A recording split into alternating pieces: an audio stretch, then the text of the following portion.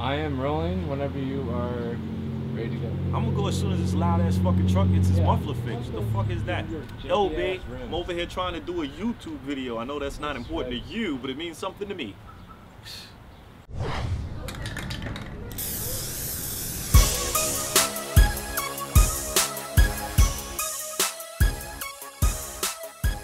Something amazing happened today, and it just reminded me of how fucked up shit's been in this country for about 6 or 7 years. Citi agreed to pay the government $7 billion. Now, $3.8 billion of that is going to the government, and the rest of it, I guess, is going to help the people. But they don't have to pay that until 2018. Let's not get bogged down. You may wonder, why is that important? Well, the economy crashed. You remember that. Should we raise the debt ceiling? Whose fault is it?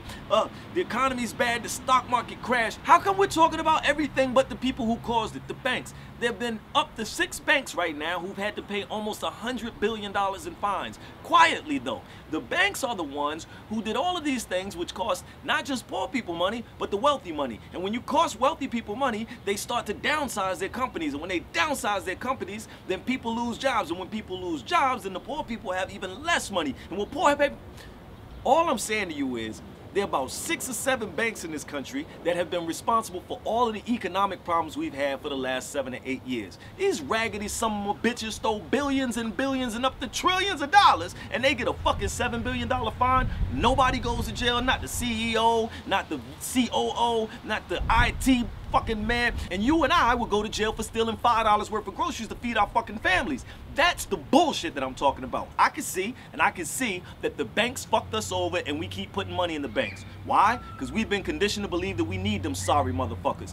Fuck Citi, and fuck you if you believe that that's not what really happened. Kiss my black ass. Don't say that. I don't want to talk about this shit no more, man.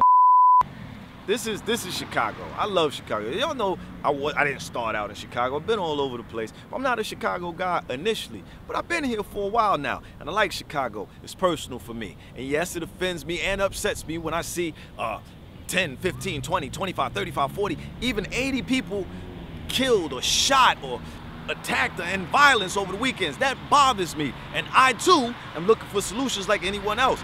Doesn't affect me, never happens in my neighborhood, but I still care because it happens in Chicago and you raggedy motherfuckers keep putting it in the paper. That leads to this week's Don't Say Things. This Don't Say Things is for Roland, I wear an ascot for no fucking reason Martin. I'm sorry, that was unnecessary.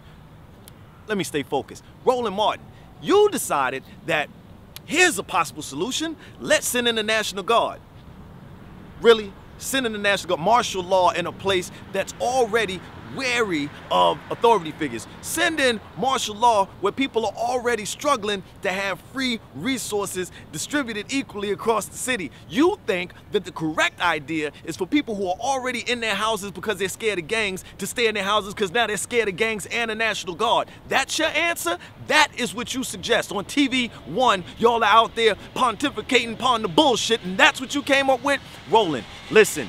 First of all, bad idea. Second of all, ascots are corny. You're not in the Addams family. Third, don't say things. You're horrible at saying things, and clearly, you're horrible at dressing too. Cut it out, B.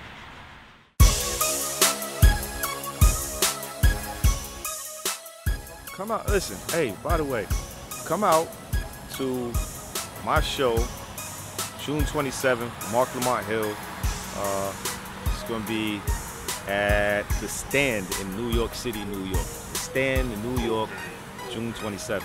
Be there. I might say something funny. Might show you your grandma's news. Who knows? Show up.